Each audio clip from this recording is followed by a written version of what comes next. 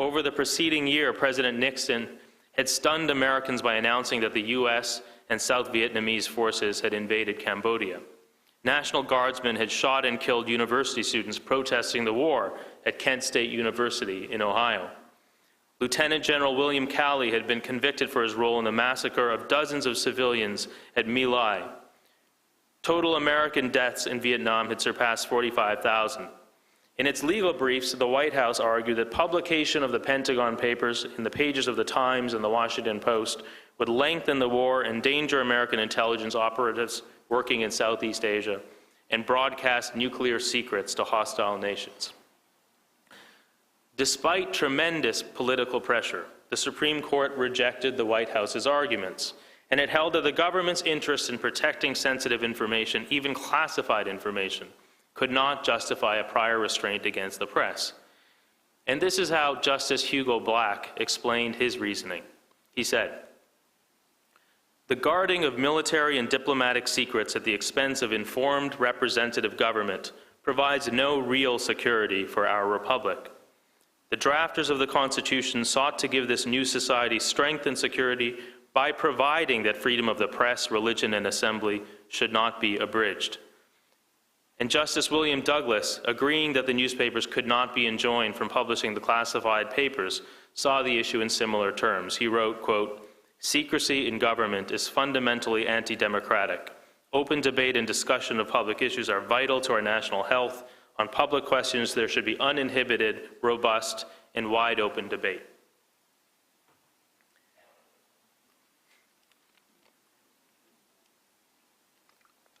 So in the Pentagon Papers case, the Supreme Court didn't see democratic freedoms as luxuries to be surrendered in times of crisis.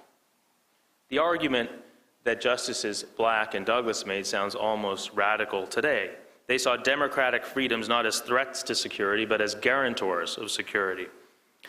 Now, the last administration insisted on unprecedented secrecy about government conduct, contending that that secrecy was integral to our security, that openness and transparency would put the country at risk. And on that theory, it defended secret arrests, secret detention, secret prisons, secret legal filings, secret evidence in criminal trials, and secret hearings in immigration cases. Actually, I was on the plane on the way here, and I was reading the New Yorker. And there's a cartoon in the New Yorker, or I guess it's last week's New Yorker, and there are six or seven government officials sitting around a table, and one of them says to the rest of them, "Now let's not forget that the public's need for transparency has to be weighed against our need for concealment." So at least the New Yorker gets it. Now, the Obama administration is certainly an improvement, but the truth is that the Bush administration set a very low bar. We still have a system in which government policy, and national security policy in particular, is shrouded in secrecy that is unnecessary and profoundly undemocratic. It's clear that this systemic secrecy has led to a less informed public, and I think it's clear that it's also led to bad policy. Who knows what harm might have been avoided, for example, if the Bush administration's torture memos had been released to the public and subjected to public scrutiny and debate when they were written in 2002. Excessive secrecy has also made it difficult to hold government officials accountable for their decisions. The Bush administration and more recently the Obama administration argued, mainly successfully, that every case involving the CIA's torture program had to be dismissed on so-called state secrets grounds, that none of the cases could be litigated without the impermissible disclosure of classified information. Now, one of my clients is Khalid al-Masri, who was abducted by the CIA in Macedonia, taken to Afghanistan, brutally interrogated there for almost 5 months, and then after the CIA determined that it had arrested an innocent man, dumped unceremoniously in a field in Albania. Al-Masri's story has been corroborated by German prosecutors and by the Council of Europe. His story has received attention in newspapers all over the world. And when we filed a lawsuit against the CIA, everything we alleged had already been confirmed by multiple sources, including by governments allied to the United States. Yet when we got to court, the government's lawyers argued that because of the state secrets doctrine, government officials couldn't be held to account for the crimes that we had alleged. Now, it was initially the Bush administration that made that argument. Now it's the Obama administration. In The End and the Beginning, Szymborska writes that rebuilding after a war can be difficult because there are, quote, no sound bites, no photo opportunities, and, quote, all the cameras have gone to other wars. The strange thing about the War on Terror is that, in a sense, the cameras never arrived in the first place. So much took place behind closed doors, and even the things we now know for a fact are things that haven't been officially acknowledged or admitted. Everyone knows that Khalid al-Masri was a victim of the CIA's rendition program.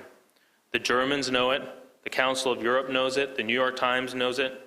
The only place we can't talk about it is in a US courtroom. In one of the most important judicial opinions relating to the War on Terror, Judge Damon Keith wrote that democracy dies behind closed doors. And that sentence captures something that we managed to forget over the last decade. It's not only the CIA's torture program that's been made off limits to the court for reasons of national security. We ran into similar problems when we sued the National Security Agency over the president's warrantless wiretapping program. As many of you will remember, in December of 2005, President Bush acknowledged that 4 years earlier, he had allowed the NSA, the National Security Agency, to inaugurate a program of warrantless surveillance inside the nation's borders. According to Attorney General Alberto Gonzales, the program included the interception of US citizens' international telephone calls and emails.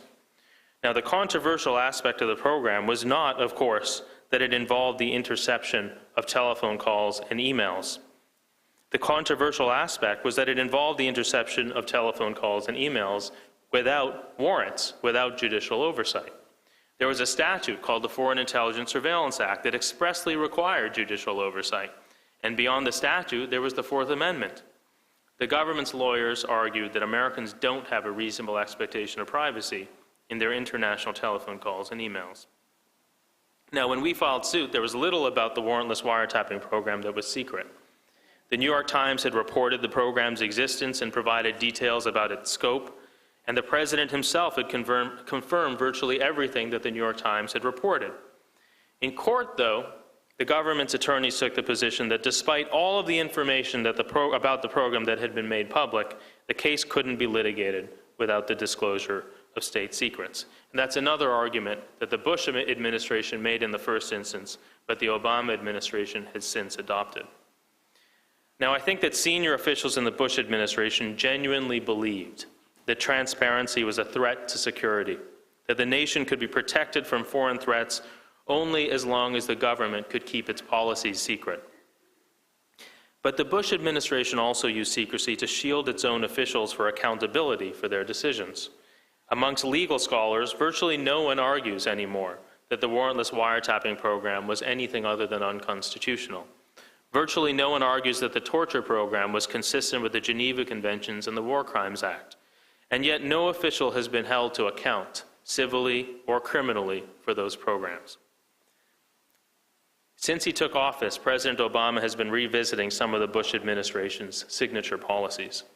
Within 24 hours of taking office, President Obama issued executive orders that banned torture, shut down the CIA's secret prison system, and committed to closing Guantanamo. President Obama deserves credit for those decisions. But notwithstanding the administration's rhetoric to the contrary, President Obama has not ushered in a new era of transparency. We're still litigating a dozen cases in which the administration is withholding materials that should be available to the public. And the truth is that over the last decade, we've surrendered democratic freedoms, including, most notably, the right to know what our government is up to, for the false promise of security. Over the last decade, too many Americans swallowed, hook, line, and sinker, the proposition that we can and should trade our liberty for security. Our acceptance of that proposition has led to public ignorance about government policy, to government officials who operate in a climate of impunity, and to public policy that serves neither liberty nor security. If we're going to make fundamental changes to our national security policy, and if we're going to hold officials accountable for the abuses of the last decade, we're going to have to begin by reclaiming those democratic freedoms that we traded away. Thanks.